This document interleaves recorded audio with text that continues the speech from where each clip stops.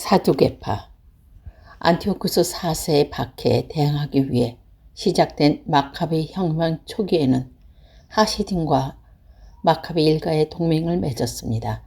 그때에는 마카비 일가가 하시딤의 새로운 율법 해석을 받아들였던 것입니다.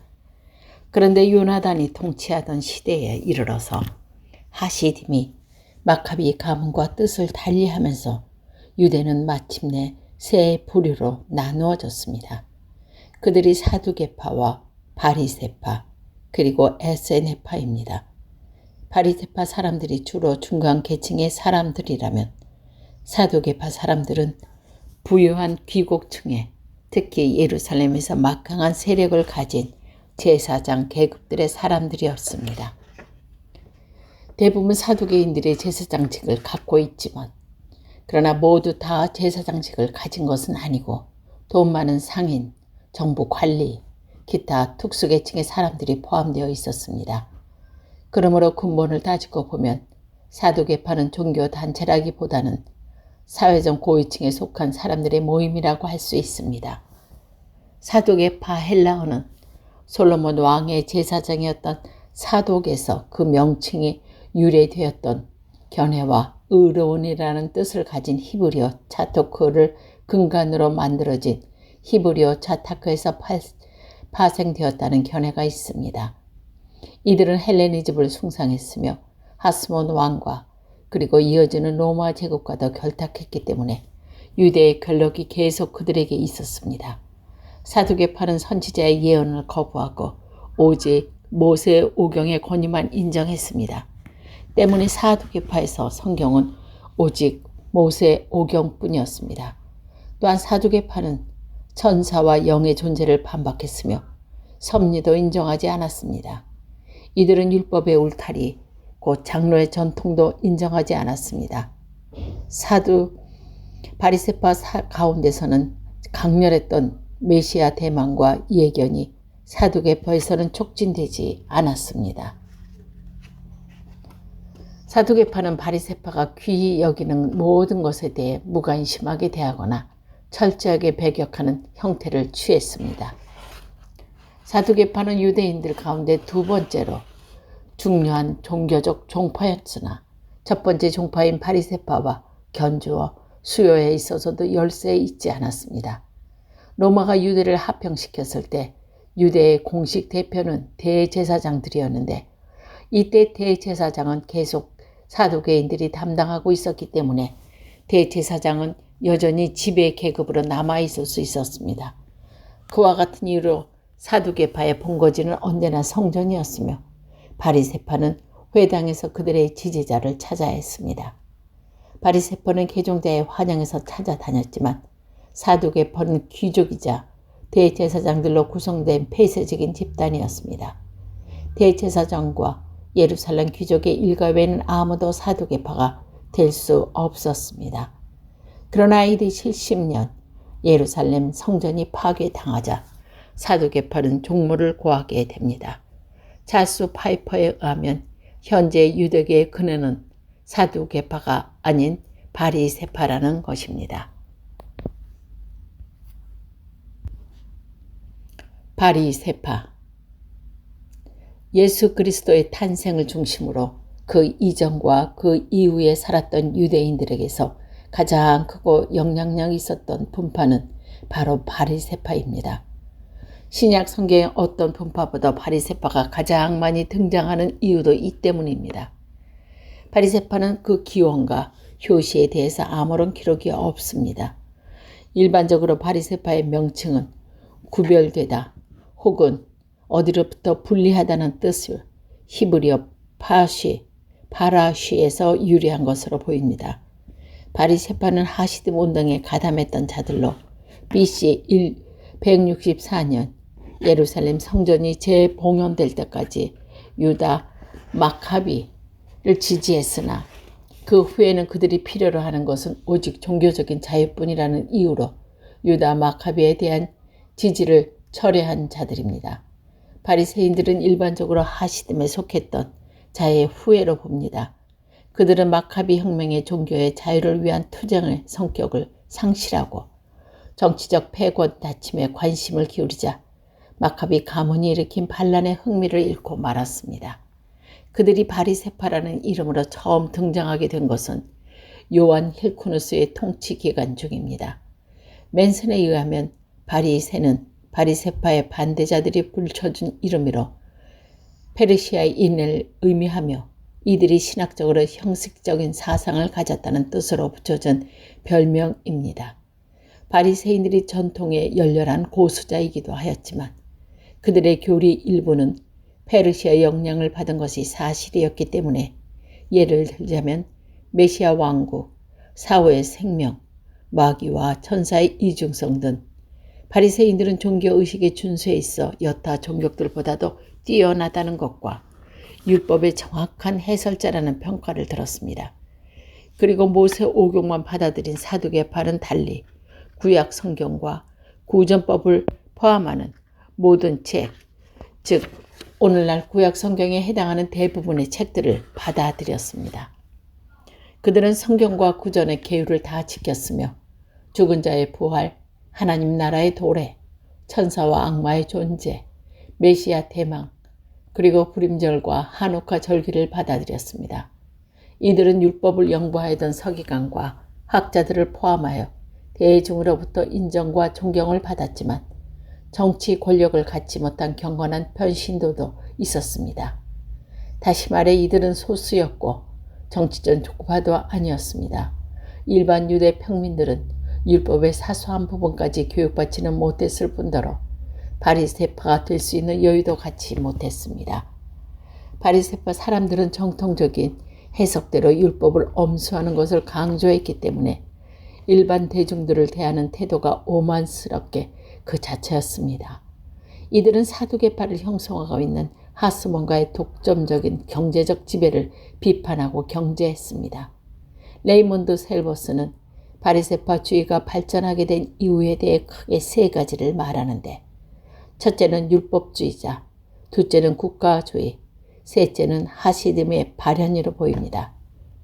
율법주의는 바벨론 포로 시대에 시작된 토라 종교를 말합니다. 바벨론에서 귀한 이후 유대 사회는 성전 제사의 확장으로 회당에서의 율법 공부가 강조되었는데 에스라, 느헤미야의 지도하에 정통적인 율법 해석이 연구되고 생활에 적용되면서 후대에 이르러 바리새인들에게 가장 잘 표출되었다고 보는 것입니다. 국가주의는 유대들이 바벨론에서 소수로 살면서 발전된 것으로 귀한 이후에도 이 정서가 유대인으로 하여금 다시 그들의 동질성과 국가의 구현을 상조하는 것을 만드는 것을 보이는 것입니다. 유대인들의 일련의 군사행동은 근동아시아를 헬라화하려는 시리아 군과 투쟁하면서 그들이 특별한 민족임을 주장할 필요와 함께 발전했다고 봅니다. 마지막으로 바리새주의가 발전된 이유는 바로 하시즘의 출현이라고 보는 것입니다. 하시즘은 유대인들 사이에서 종교가 세속화되어 가는 것이 경악하고 유대인들의 생활을 지배하는 이교적인 정신에 놀라면서 출현한 집단이라는 것입니다. 요단 동부쪽 지역에 위치한 데가볼리에는 헬라어를 사용하는 주민들이 많이 살았는데 그들은 그리스의 찬란한 문화에 현혹되었고 영향을 받기도 했습니다. 그리스의 생활 방식과 예절, 어투를 사용하는 것은 유대인들이 헬라 사회에서 정치적으로 성공할 수 있는 길이었습니다.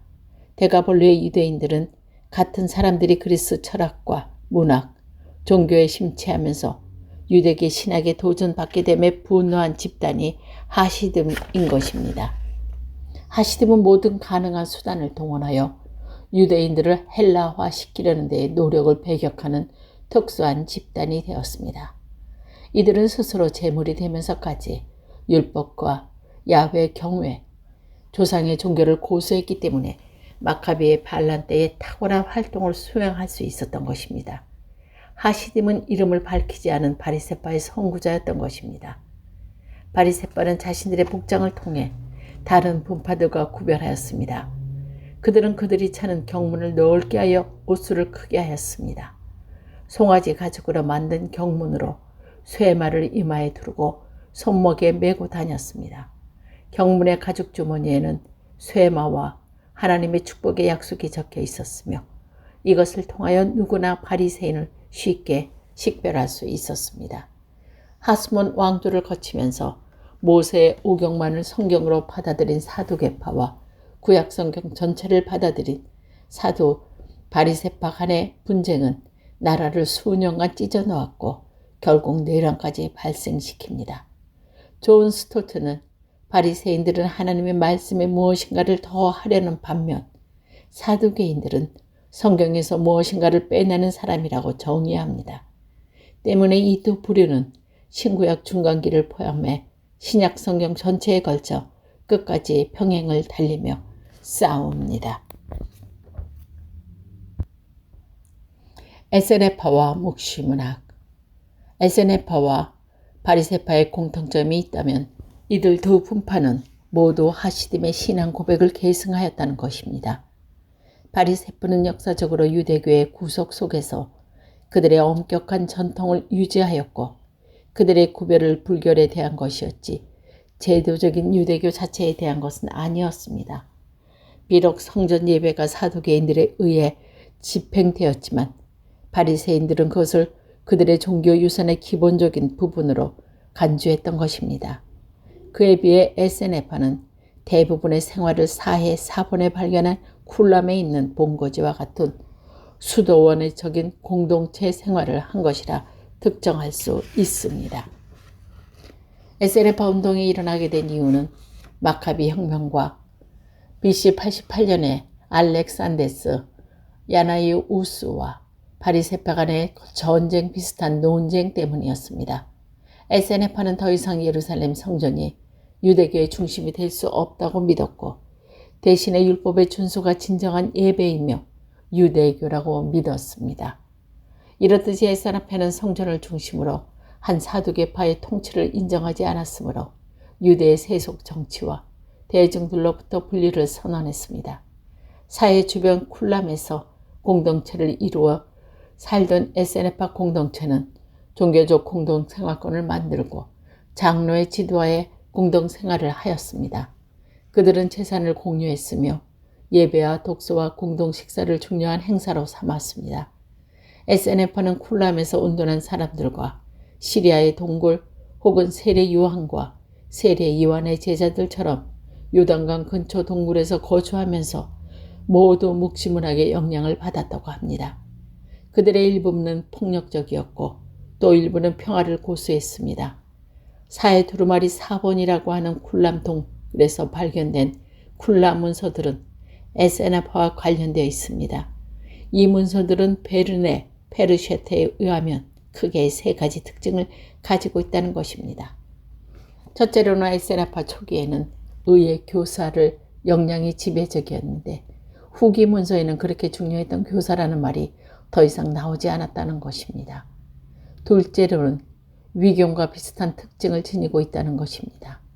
이것들은 다른 사람들의 이름으로 예를 들어 에녹과 모세처럼 거짓 서명된 문서들을 말합니다.